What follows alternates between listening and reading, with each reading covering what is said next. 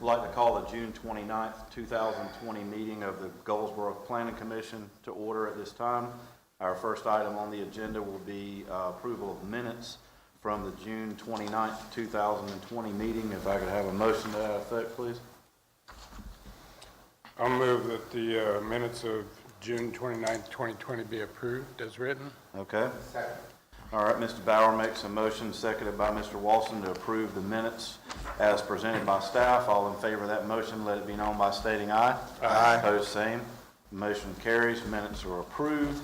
We have no Board of Adjustment business this evening, so we will proceed with item 3 on the agenda, which is Planning Commission items, and that will be presented to us by our Assistant Planning Director, Mr. Kenny Talbot.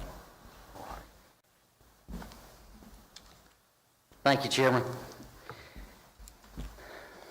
Planning Commission tonight, we'd like to start off with discussion over a Planning Commission meeting time change. Most of you know that we have met regularly for a Planning Commission meeting on the last Monday nights of each month at 7 o'clock. We're looking at amending that time to 6 o'clock. Indefinitely or until further notice. We wanted to see, number one, how you felt about that. If everybody was in agreement, we would proceed to a recommendation. If it was not received favorably, then we will not have a recommendation at all. So I'll open that up to you for discussion tonight.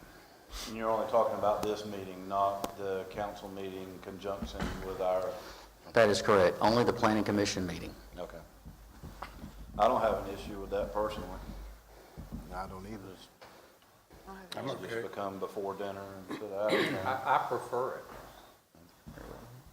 I think there's been some discussion. Of course, staff, we certainly don't mind at all staying an extra hour or two, but like I said, it would just kind of push things forward 1 hour earlier, and we can conduct business and depart from there. Again, this will not become effective until the August 31st meeting if you make the recommendation tonight, and if it's received favorably by the council, they'll take up the vote next Monday night. Okay. So do you need once discussion's over with, you'll need us to make a motion and present in that regard? Yes, sir. Okay, well, is there any further discussion, or if not, if someone would like to offer a motion for this, or if we're not in favor of it, then I guess no motion needed. So. Well, I'll make the motion that we amend the Planning Commission meetings the last Monday of the month to 6 p.m. Instead of 7 p.m. for all future meetings. Okay. Second it. Okay, Mr. Bauer makes that motion to move the meeting time for this particular meeting each month from 7 p.m. to 6 p.m. And that's seconded by Mr. Slater. All in favor of that motion, let it be known by stating aye. Aye. Opposed, same. That motion carries. So Thank it you, can sir. be presented to council. Thank you. We'll proceed forward now to the next item of business, which is a conditional use permit request. Item number 1 there, Mr. Kiapo Copeland is looking at 110 East Mulberry Street for the use of the property as a place of entertainment with ABC permits.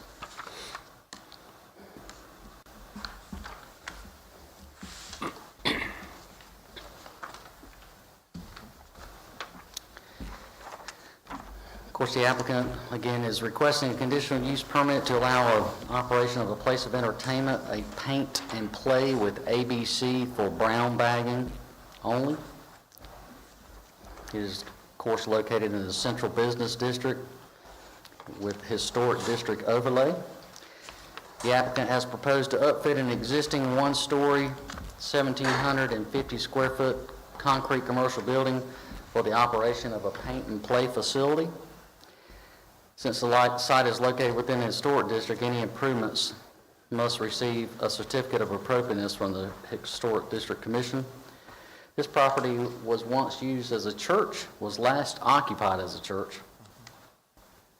Activities such as paint lessons, paint parties will be available on site Brown bagging would be limited to a 6-pack of beer or malt beverage or 1 bottle of wine per customer. The applicant's full plan, as you can see here on our drawing, indicates a painting area to include no more than 6 tables to accommodate a maximum of 15 occupants, including an office space and restroom. The operating hours are Tuesdays through Saturdays, 7 to 11 p.m. Our UDO specifies that required parking standards would not apply in the CBD district. Since the subject site is located within this area that is bounded on the south side of Ash, on the east side of George, the north side of Chestnut, and the west side of Williams, off-street parking is not required. The applicant intends to use rollout carts for garbage collection purposes. At the public hearing held on July 13th, the applicant spoke in favor of the request, and no one spoke in opposition. Let's see here. Of course, you see here in the center, it's a building. You have the Rise store to the right, and the Fat Cat Music and Pawn to your left.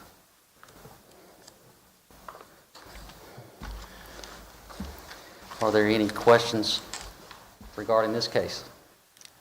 Well, I missed the public hearing on July 13th. What's the background on this, the paint and play? I don't get it. Well, it's something similar to the Wine and Design over off of Casual and Spence. Okay.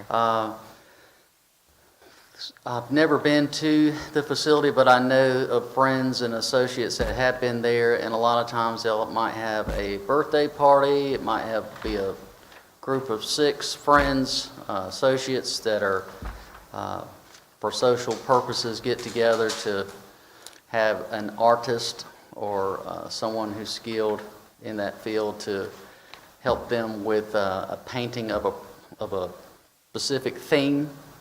Whether it be, I don't know, a Christmas, Thanksgiving, or downtown Goldsboro. It's just a time for them to get together and socialize and be instructed by someone familiar in that field that can help them to hopefully come up with a work of art by the end of the night. So, And do a little drinking.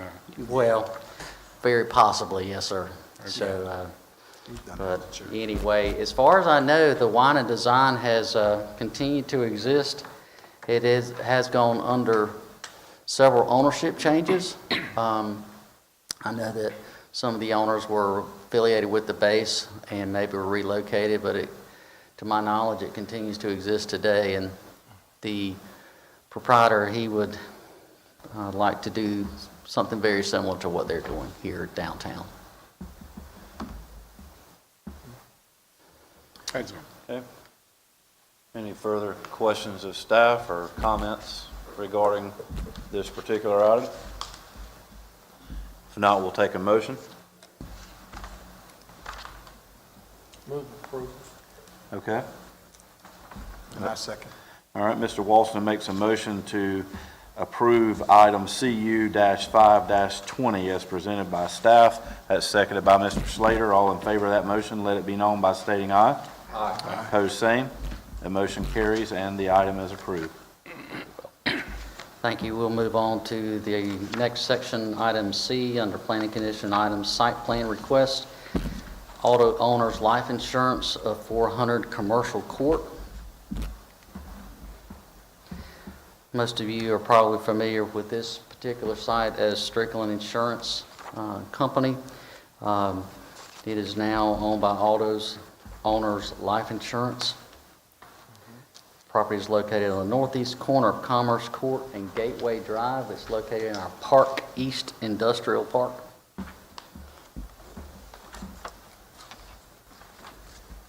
Before I go any further, Miss Debbie, did we have available copies of the revised, or did they have that sent to them through email? Very well. Thank you.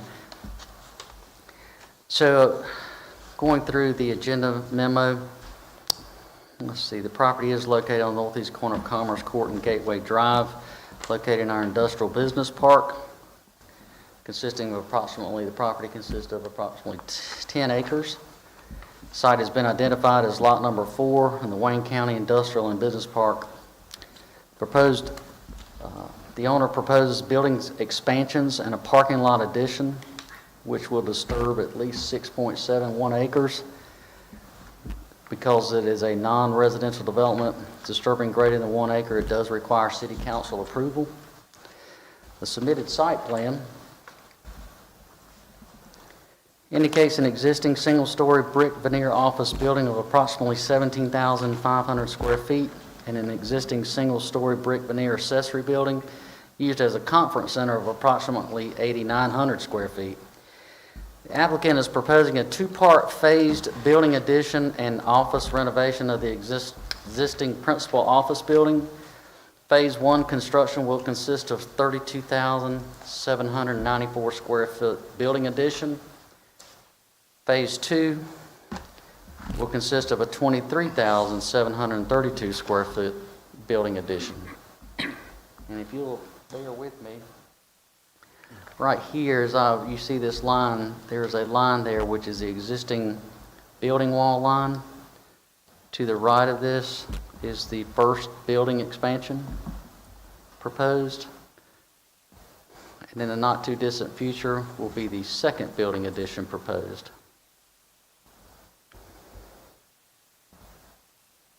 In conjunction with the phased office building additions and renovations, the applicant is proposing the addition of 315 parking spaces to the existing site. At this time, there are 2 existing 24-foot wide curb cuts off of Gateway and Commerce Court. Parking for the business required 1 space per 350 square feet of gross floor area. Currently, the site contains 118 spaces. The applicant, again, as stated earlier, is proposing to add 315 for a total of 433 required spaces to include 10 handicap spaces, 6 of which are van accessible. The applicant has submitted a site plan which is in accordance with the city's landscape ordinance. They currently have a lot of existing street trees and vehicular surface area plantings, but with the addition of this parking lot, they are planning on enhancing their parking lot site as well as the existing site with a large array of landscaping. So there will be more than meets our ordinance requirement. Our building elevations, as you see here, proposed are brick veneer, same as what you see now, with composite metal panels, metal copings, and aluminum curtain walls with insulated glazing. There's an existing 6-foot wide exterior sidewalk shown on the submitted site plan. The applicant indicates new interior sidewalks leading from the parking lots to the expansion areas through sloped walkways and handicap ramps. Let's see. In accordance with our UDO, a letter of recommendation from Wayne County's Development Alliance and the County of Wayne was submitted indicating their support of the applicant's expansion in Park East and that the applicant's development proposal meets the covenants and requirements for the industrial park.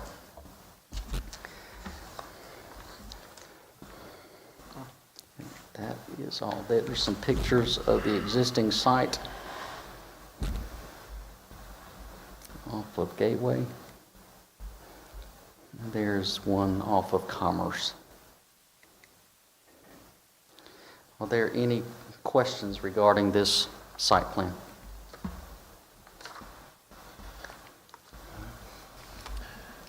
Any comments, questions of staff? If not, we'll take a motion on this item.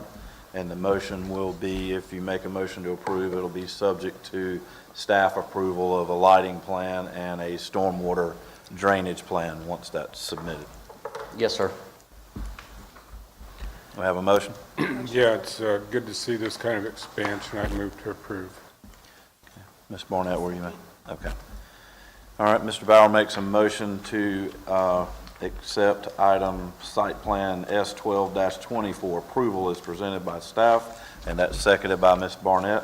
All in favor of that motion, let it be known by stating aye. Aye. Opposed, same. And motion carries. Thank you, Chairman. We will move on to site plan number 2, Hamilton Funeral Home. This property is located at 423 South James Street, between West Pine and West Elm Street.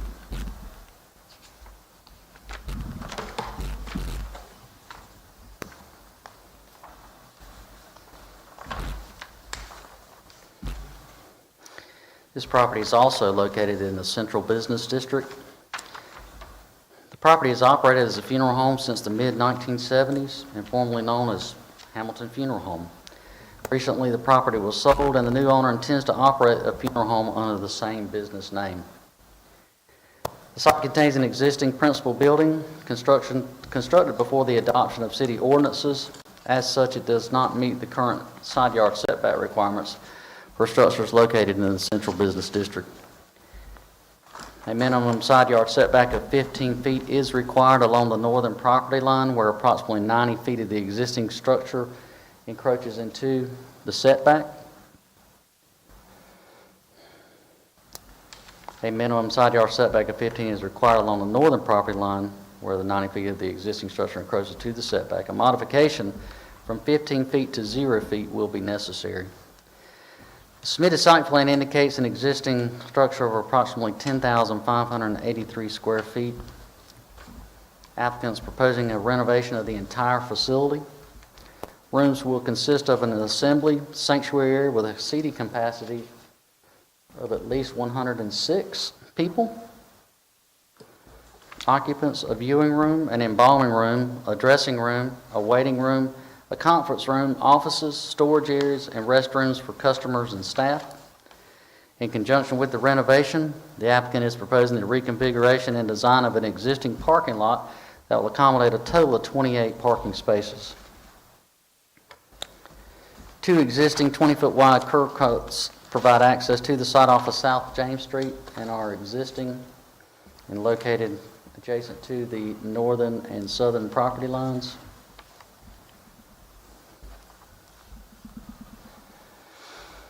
The applicant is proposing to widen both driveway cuts to a standard 24-foot in width that connects both access points to a new parking lot located at the front of the facility.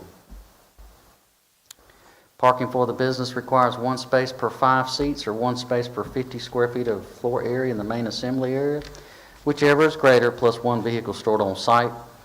Currently, the site plan indicates 28 parking spaces. However, 32 spaces are required. Staff is working with the applicant to ensure compliance with the city's off-street parking requirements. I can tell you now that the designer or the engineer of record for the site plan is showing additional parking right here. This is for their on-site parking vehicle and serving as a loading and unloading zone. His intentions to me over the phone were that he would just simply widen this space out to accommodate 3 or more spaces.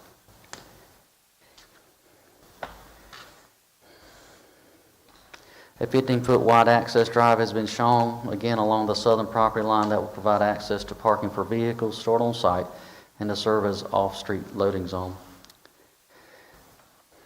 So again, landscaping proposed. There are new oak trees will serve as required street trees. Since parking was within 15 feet of the public right-of-way, a vehicular surface buffer will be required, consisting of Burford hollies and loropetalums. There is a required Type A 10-foot wide landscape buffer required along the northern, western, and southern property lines. As previously stated, since the existing structure encroaches into the side setback along the northern property line for approximately 90 feet, the required Type A 10-foot wide landscape buffer cannot be satisfied or cannot be installed, so a modification will be necessary. And again, if you'll look right here, the building goes right on up to the property line. So again, in that area, there is no room for the installation of landscaping, so a modification is necessary. Exterior building components for the proposed renovation include brick veneer walls and columns with insulated glazing. There are 4 and 6 foot wide interior sidewalks shown on the submitted site plan. The site plan indicates new interior sidewalks leading from the new parking lot at the front and rear of the facility to building entrances through slope walkways and handicap ramps. There are no commercial lighting plans. However, staff will ensure that the applicant complies with the city's commercial lighting ordinance. The property is not located in a flood hazard area. However, city water and sewer are available to serve the property. Grading and drainage maps and stormwater calculations have been submitted and are under review by city engineering. Construction permits cannot be issued until city engineering requirements have been satisfied. A solid waste commercial dumpster enclosure has not been shown on the submitted site plan. The applicant will be required to install a dumpster enclosure upon the property. The enclosure shall be located in a corral and screened from off-site views in accordance with city standards. Let's see, so in the end, the modifications that the applicant is going to be requesting, of course, is the side yard setback requirement for approximately 90 feet for the existing building along the northern property line from 15 feet to 0 feet. And at the same location, an identical modification for the 10-foot wide type A landscape buffer, once again along the northern property line. Let's see if there's any other pictures. Again, you'll see the assembly area here. There are your embalming rooms, waiting rooms, lobbies, bathrooms throughout, offices and storage space. It really is going to be an extreme makeover, to say the least, and anyway, they are excited, especially with all the transformations that North Center Street is undergoing right now with streetscape here in Goldsboro. Does the commission have any questions regarding this site? Just one for myself. Will there be a crematorium here also on this property? No, sir, there will not be. Any other questions? If there's no questions or comments, we'll take a motion on this item. Make a motion that we accept this and with adjustments, especially as the parking and as well as everything else seems to be under advisement of both staff. Okay. Make a motion. Okay, do we have a second? Second. Okay. Mr. Slater makes a motion to approve item C2 on the agenda, which is site plan 16-20. That's seconded by Mr. Walston, and that motion to approve, of course, will be inclusive of the modification for sidewalk or side yard setback and landscape, and also subject to staff approval of lighting, stormwater, drainage, and a properly installed and screened dumpster pad. All in favor of that motion, let it be known by stating aye. Aye. Opposed, same. That motion carries. Very good. Mr. Chairman, thank you so much. At this time, we do not have any items requiring a public hearing.